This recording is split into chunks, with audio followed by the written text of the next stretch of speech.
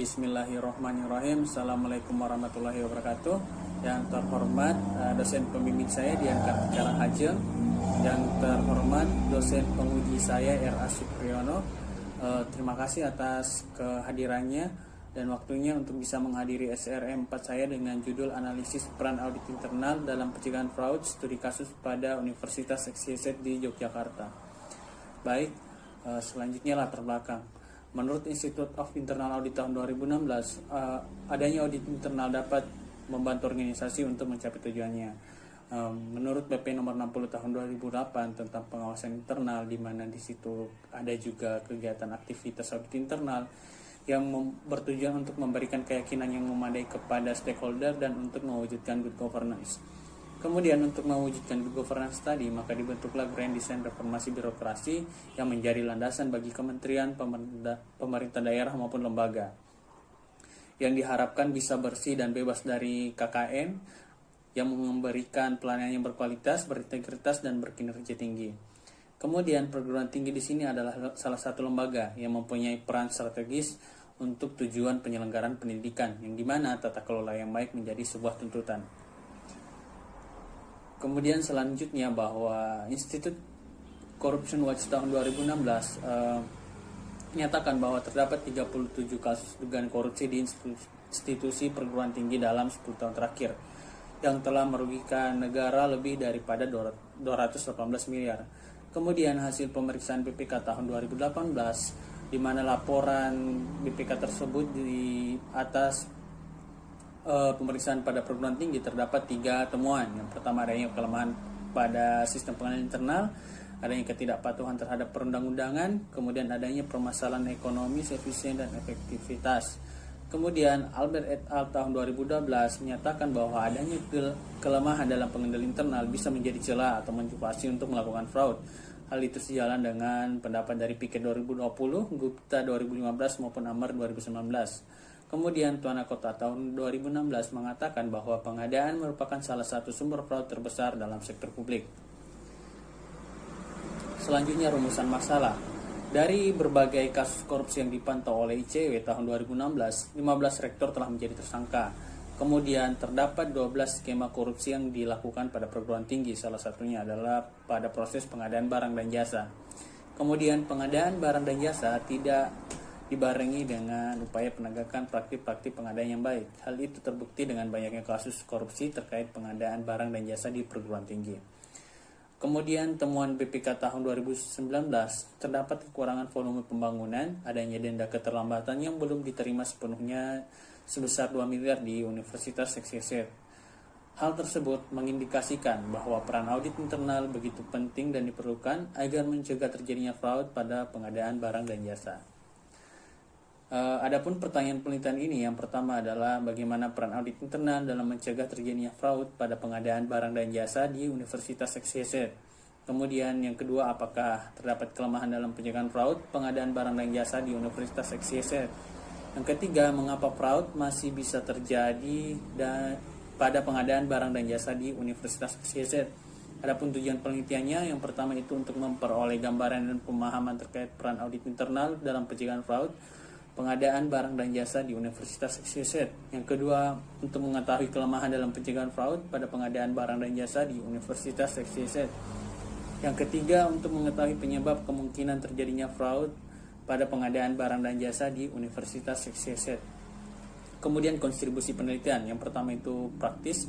Diharapkan penelitian ini bisa menjadi bahan pertimbangan dan evaluasi terhadap pelaksanaan audit untuk mencegah terjadinya fraud di perguruan tinggi. Yang kedua, kontribusi teoritis. Diharapkan penelitian ini bisa memperkaya literatur tentang audit internal dan pencegahan fraud untuk penelitian selanjutnya. Kemudian motivasi penelitian. Yang pertama, ternyata perguruan tinggi tidak lepas dari adanya permasalahan fraud. Kemudian yang kedua, adanya kelemahan dalam pengendalian internal, adanya ketidakpatuhan terhadap perundang-undangan yang dapat memberikan peluang terjadinya fraud. Kemudian hal tersebut bertentangan dengan nilai-nilai yang terdapat pada perguruan tinggi yang diharapkan bisa menjadi contoh atau panutan dalam implementasi good governance. Kemudian ruang lingkup dan batasan penelitian. Penelitian ini berfokus pada peran audit internal dalam pencegahan fraud pada proses pengadaan barang dan jasa di Universitas XYZ. di mana di sini menganalisis langkah-langkah sistem atau program yang dilakukan oleh auditor internal dalam mencegah fraud pengadaan barang dan jasa. Batasan penelitian ini tidak membahas tentang proses audit dan proses pelaksanaan barang dan jasa, tidak membahas terkait efektivitas pelaksanaan pengawasan pengadaan barang dan jasa di Universitas XYZ. Selanjutnya, tinjauan pustaka yang digunakan dalam penelitian ini. Yang pertama ada audit internal, di mana audit internal itu melakukan evaluasi dan kontribusi terhadap peningkatan tata kelola, kemudian melakukan manajemen risiko dan proses kontrol. Kemudian peran audit internal di sini ada mengalami sebuah pergeseran. Di sini ada perannya sebagai watchdog, kemudian konsultan dan katalis. Kemudian audit internal pada perguruan tinggi yang sesuai dengan Peraturan Menteri Pendidikan dan Kebudayaan Nomor 22 Tahun 2017. Kemudian ada pengertian fraud dari Singleton, Bologna, Albert et al. Dan Tuana Kota yang mengatakan bahwa fraud adalah berbagai macam kecerdikan seseorang yang direncanakan dan dilakukan individu atau sekelompok orang atau organisasi yang sengaja dilakukan agar mendapatkan keuntungan pribadi atau organisasi dengan melakukan pelanggaran terhadap peraturan, menyembunyikan fakta atau merekayasa yang mengakibatkan kerugian bagi pihak lain.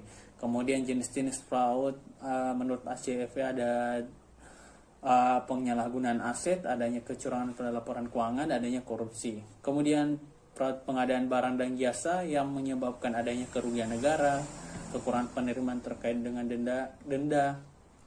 Kemudian ada ketidakhematan dan ketidakefektifan. Kemudian peran audit internal dalam pengadaan barang dan jasa, di mana menurut SAIPI atau Standar Akuntan Intern Pemerintah Indonesia yang efektif itu ada menggunakan tiga jenis, yaitu assurance activity yang menyediakan keyakinan yang memadai atas kepatuhan, efektivitas ekonomis serta efisiensi. Kemudian anti corruption activity yang memberikan early warning serta meningkatkan efektivitas risk management. Kemudian consulting activity yang memberikan rekomendasi untuk meningkatkan serta menjaga kualitas tata kelola. Landasan teori yang digunakan dalam penelitian ini adalah fraud triangle. Yang pertama diperkenalkan oleh Krisi, yang dimana fraud itu terjadi adanya 3 unsur. Yang pertama adanya tekanan, kesempatan atau peluang, dan pembenaran atau rasionalisasi.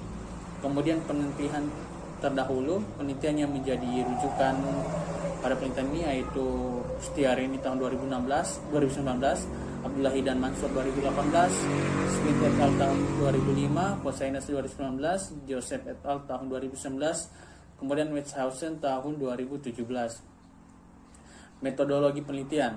Penelitian ini menggunakan pendekatan kualitatif dan studi kasus yang dimana dilakukan di Universitas XYZ. Kemudian sumber data dalam penelitian ini ada data primer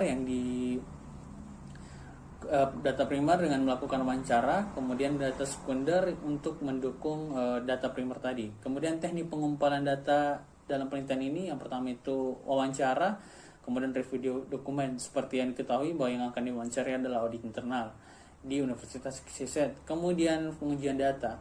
Nah, untuk mendapatkan keakuratan dari informasi yang tidak ditemukan dalam penelitian ini menggunakan uji validitas dan reliabilitas, yang dimana ada melakukan triangulasi baik itu sumber maupun triangulasi teknik. Kemudian ada melakukan member checking. Kemudian teknik analisis data dalam penelitian ini menggunakan metode yang digunakan oleh Creswell. Yang pertama adanya pengolahan dan persiapan data, membaca keseluruhan data, memulai coding, menerapkan proses coding, deskripsi tema-tema disajikan, kemudian adanya interpretasi data. Hasil penelitian dan pembahasan.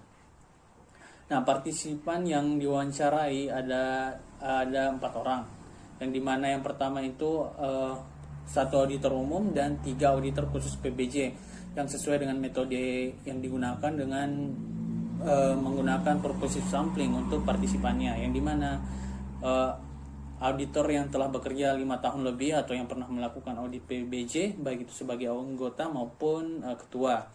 Kemudian atau auditor khusus yang menjadi tim audit PBJ. Adapun review dokumen di sini yang direview adalah format laporan hasil audit atau monitoring, adanya petunjuk penggunaan sistem PBJ, diagram integrasi sistem, struktur organisasi tata kelola, pedoman audit PBJ, petunjuk teknis dan peraturan terkait PBJ serta piagam audit internal di Universitas XYZ. Kemudian setelah mendapatkan informan, hasil wawancara kemudian dituangkan dalam transkrip untuk menemukan ide secara umum. Kemudian hasil transkrip kemudian diberikan kode dari kalimat yang merepresentasikan esensi dari wawancara tersebut. Kemudian melakukan coding, di mana kode tersebut dimasukkan dalam berdasarkan kategori dalam subtema. Kemudian selanjutnya beberapa subtema yang saling berkaitan dihubungkan satu sama lain untuk membentuk implementasi makna serta kesimpulan penelitian. Nah, kemudian setelah itu dilakukan proses triangulasi, di mana di sini yang pertama ada triangulasi sumber, yang di mana dengan cara melakukan perbandingan data melalui sumber atau partisipan berbeda dengan metode yang sama, yaitu wawancara, di mana partisipan satu dan partisipan yang lainnya dibandingkan. Kemudian triangulasi teknik, dengan cara membandingkan informasi yang diperoleh melalui wawancara dengan dokumen yang ada, sehingga bisa mendukung jawaban dari informan atau partisipan yang ada. Kemudian member checking, yaitu untuk memastikan bahwa tidak ada yang kesalahan dalam proses coding.